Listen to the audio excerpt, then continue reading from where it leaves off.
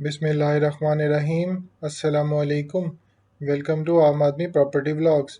आज हम बात करेंगे न्यू लाहौर सिटी की। न्यू लाहौर सिटी के जो तमाम फेजेस हैं, चार जो फेजेस हैं, उसके बारे में हम लोग अपनी डिटेल डिस्कशन करेंगे और इसके जो करंट रेट्स हैं और साथ ही साथ इसका जो फ्यूचर है उसके बारे में हम लोग कंप्लीट डिटेल्स अपनी इस वीडियो में डिस्कस करेंगे। तो आपसे रिक्वेस्ट है, चैनल को सब्सक्राइब ज़रूर करें और कमेंट करके अपनी फ़ीडबैक से आगाज़ ज़रूर करिएगा। तो अब जैसे कि आपको आइडिया है कि न्यू लाहौर सिटी इस वक्त जो है ऑलमोस्ट 2011 का लॉन्च सोसाइटी है न्यू लाहौर सिटी। और इसको जो लॉन्च हुए हुए ऑलमोस्ट जो है अब ऑलमोस्ट काफ़ी ज़्यादा टाइम हो चुका है। और इसमें इनके चार ब्लॉक्स हैं फेज़ न्यू लाहौर सिटी के। न्यू लाहौर सिटी का फ़ेज़ 1 है, 2 है, 3 है, 4 है। अब इसमें से जो अप्रूव ब्लॉक्स हैं एलडीए के वो सिर्फ फ़ेज़ 1 और फ़ेज़ 2 हैं। जो फ़ेज़ 1 है उसका ऑलमोस्ट 350 कनाल एरिया अप्रूव्ड है। और जो कि फ़ेज़ 2 है उसका ऑलमोस्ट जो है ऑलमोस्ट उसका तकरीबन 2100 कनाल ऑलमोस्ट अप्रूव्ड है। 2054 कनाल जो है इस वक्त एलडीए से अप्रूव्ड है। इसी के साथ साथ इसका जो एरिया लोकेशन है वो काफ़ी अच्छी बन रही है कि नहर आ रही है साथ, और साथ ही साथ जो रिंग रोड है SL3 का प्रोजेक्ट जो है उससे भी इसकी काफ़ी इंपॉर्टेंस बढ़ रही है। अभी इसमें जो करंट इस वक्त डेवलपमेंट है वो इस वक्त जो टोटली फुली डेवलप्ड ब्लॉक्स हैं वो फ़ेज़ 1 और फ़ेज़ 2 हैं इसके। इसके साथ साथ जो फ़ेज़ 3 और फ़ेज़ 3 जो है वो सेमी डेवलप्ड है, और जो फ़ेज़ 4 है उसका ए और बी ब्लॉक है। बाकी सारा जो C, D, E, F, G block हैं और जो H ब्लॉक है वो भी इस वक्त उस पर डेवलपमेंट चल रही है। डेवलपमेंट की अगर हम बात करें तो डेवलपमेंट काफ़ी इनकी स्लो है, काफ़ी स्लो प्रोग्रेस है। और इसमें जो काफ़ी जो का एंड यूज़र हैं वो काफ़ी ज़्यादा इस वक्त फेडअप भी हुए हैं और काफ़ी ज़्यादा उन्हें प्रॉब्लम्स भी आई हैं। काफ़ी जो ब्लॉक्स हैं ख़ास तौर पर जो फ़ेज़ 4 है अब उसमें 2011 के प्लॉट जो हैं इस वक्त लोगों को डिलीवर किए हुए हैं, पर उनका सिर्फ मैप आया है। डेवलपमेंट उनकी ऑन एंड ऑफ चलती है, फिर रुक जाती है, फिर चलती है, फिर रुक जाती है। अब इनके पास जो मशीनरी है वो इस वक्त बहुत कम है, यानी कि इन्होंने जो वर्किंग है अभी काफ़ी रहती है इनकी। अभी भी अगर हम बात करें जो फ़ेज़ 3 और फ़ेज़ 4 है, अभी फ़ेज़ 3 का भी जो पूरा ब्लॉक है वो सिर्फ बी ब्लॉक जो है फुली इस वक्त ऑन ग्राउंड है। जो सी है और ए ब्लॉक है वो भी अभी पार्शली ऑन ग्राउंड है, वो भी अभी पूरा इस वक्त ऑन ग्राउंड नहीं हुआ। और जो फ़ेज़ 4 है उसका जो C, D, E, F और G ब्लॉक है वो भी ऑन ग्राउंड नहीं है। और जो H ब्लॉक है उसका मैप नहीं आया अभी तक। H ब्लॉक के सिर्फ प्लॉट्स बिके हैं। अभी इस वक्त अगर हम लोग मार्केट में रीसेल की बात करें तो ऑलमोस्ट 80% जो है इस वक्त सेलर है और 20% बायर है। इनफैक्ट बायर ना होने के बराबर है। 20% मैं इसीलिए कह रहा हूँ कि ऑलमोस्ट अगर आप मार्केट में अपनी प्लॉट की कीमत लगवाने जाएँ तो आपको, अगर मिसाल के तौर पर अगर आपको 5 मिलने का प्लॉट अगर 31 लाख का आपको कह रहे हैं कि फ़ेज़ 3 में आपका जो प्लॉट है उसकी वैल्यू अगर 31 लाख है, तो मार्केट में अगर आपका सेल करने जाएँ तो आपको 27 लाख में भी कोई इस वक्त नहीं ले रहा प्लॉट को। क्यों? रीज़न बीइंग कि इस वक्त मार्केट में जो बायर है वो काफ़ी कम है और ओवरऑल इकनॉमिक सिचुएशन भी है, वो तो है ही है। पर उसके साथ साथ जो इनका फेस जो न्यू लाहौर सिटी है उनकी मैनेजमेंट की मिस कमिटमेंट और मिस मैनेजमेंट की वजह से भी ये काफ़ी जो सोसाइटी है वो डिले का शिकार भी हुई है।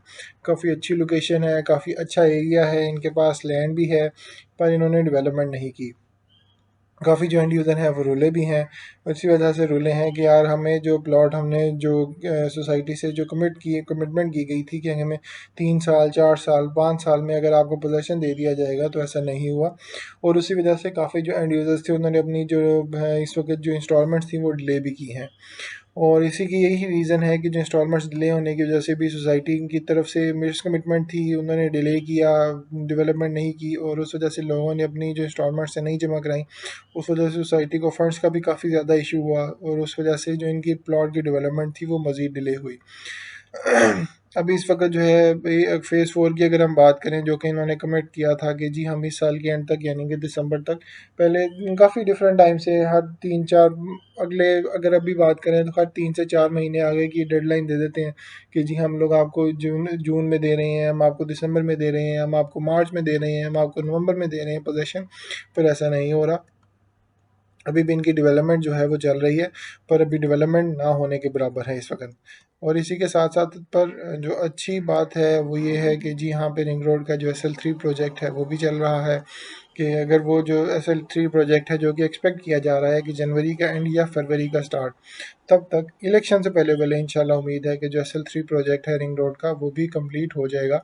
और अगर वो कंप्लीट होता है तो जब यहाँ पे मुल्तान रोड पे जो इनका SL3 का रिंग रोड का सबसे बड़ा जो इंटरचेंज बनेगा, इनफैक्ट कह रहे हैं कि जी पूरे पाकिस्तान का जो सबसे बड़ा इंटरचेंज है वो यहाँ पे बनेगा। तो जब वो बनता है तो रिंग रोड के साथ ही वहाँ पे NFC है, NFC में इनका जो रिंग रोड से गुजरेगी NFC से, और NFC के बिल्कुल साथ न्यू लाहौर सिटी बन रही है। तो जब ये वाला इंटरचेंज बनता है तो न्यू लाहौर सिटी की इंपॉर्टेंस में मज़ीद इजाफा होगा, क्योंकि अभी बहरिया टाउन से लिंक कर रहा है, NFC के साथ फ़ेज़ 2 के साथ लिंक कर रहा है। और इसी के साथ साथ जो इसकी अगर हम लोग इम्पोर्टेंस की बात करें तो वो काफ़ी ज़्यादा मज़ीद बढ़ जाएगी, यानी कि पहले सिर्फ 2 से 3 एक्सेस थी, तो अब एक और जो मेगा एक्सेस है, जैसे कि आपको आइडिया है कि जितना भी लाहौर में भी इस वक्त डेवलपमेंट हुई है, वो एक तरफ जैसे ही रिंग रोड का इंटरचेंज या रिंग रोड वहाँ पे जिस एरिया में लैंड की है, तो उसकी जो रातों रात जो है वो चांदी हुई है। जैसे कि अभी आप लेक सिटी की बात कर लें, लेक सिटी ऑलमोस्ट जब रिंग रोड नहीं था उससे पहले जो रिंग लेक सिटी था, वहाँ पे 10 मरले का प्लॉट आपको 15 से 20 लाख का भी मिल जाता था, और आपका काफ़ी 15 से 20 लाख में भी बड़ी मुश्किलों से आपका प्लॉट जो था वो सेल होता था। पर जैसे ही रिंग रोड आई तो ऑलमोस्ट 1 करोड़ प्लस जो था इसके लेक सिटी के जो रेट्स थे वो इंक्रीज़ हो गए, यानी कि जो प्लॉट 20-25 लाख 15-20 लाख का था वो ऑलमोस्ट 1 करोड़ प्लस लाख का हो गया। तो ये आप अंदाज़ा लगा सकते हैं कि रिंग रोड की इंपॉर्टेंस कितना ज़्यादा वैल्यू करती है। तो उम्मीद है कि जैसे ही रिंग रोड आती है, न्यू लाहौर सिटी के भी जो रेट्स हैं उसमें काफ़ी ज़्यादा इंक्रीमेंट आएगा। तो अगर आप मेरे से बात करें तो काफ़ी अच्छी सोसाइटी है, जो अभी तक इन्होंने जो प्लॉट्स डेवलप किए हैं, डिलीवर किए हैं, वो काफ़ी अच्छे हैं, रोड इंफ्रास्ट्रक्चर काफ़ी अच्छा है, और इन्होंने जो प्लॉट्स की जो मिनिमम जो सड़कों की जो लेंथ है वो ऑलमोस्ट 30 मीटर 30 फुट है, 30 फुट से नीचे की सड़कों की लेंथ नहीं है। और काफ़ी जो ख़ास तौर पर जो इन्होंने ओपन रोड्स बनाई हैं, जो मेन कमर्शियल है, वो आपको बिल्कुल रिंग रोड की तरह बहरिया टाउन की आपको ऑलमोस्ट मिलता जुलता लगता है। इसमें कोई ख़ास डिफरेंस नहीं है। तो मेरे से अगर आप पूछें तो ये आपके लिए सबसे अच्छा टाइम है इस वक्त, कि अगर आप लोग प्लॉट को ले लेते हैं, और माइंड में रखिएगा कि आपने 2 से 3 साल प्लॉट को रखना है, तो जो भी प्लॉट ले वो 2 से 3 साल अगर प्लॉट को रखता है तो एटलीस्ट उसे 50 से 70% इंक्रीज प्लॉट के रेट्स में न्यू लाहौर सिटी में ज़रूर पड़ेगा।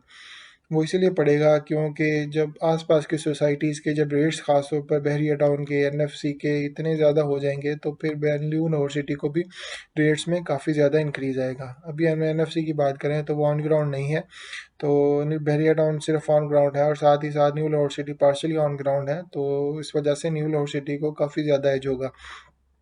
क्योंकि अगर बहरिया टाउन की बात करें तो आपको जो बहरिया टाउन में प्लॉट, अगर आपको तकरीबन तकरीबन आपको अगर 50 से 60 लाख का, आपको 55 से 65 लाख का ऑलमोस्ट अगर 5 मरले मिल रहा है, तो न्यू लाहौर सिटी में ही वॉल के साथ आपको 30 से 35 लाख का मिल रहा है। तो अब आप देख लें कि ऑलमोस्ट 80 to 90% का जो इंक्रीज़ है बहरिया टाउन में प्लॉट्स के रेट्स में है, पर न्यू लाहौर सिटी में काफ़ी ज़्यादा मार्जिन है और पोटेंशियल है कि इसके रेट्स में काफ़ी ज़्यादा इंक्रीज़ हो सके। तो उम्मीद है आपको ये वीडियो अच्छी लगी होगी, जो हमने न्यूट्रल एनालिसिस किया है न्यू लाहौर सिटी का। तो इंशाल्लाह हम डिटेल डिस्कशन के साथ दोबारा हाजिर होंगे।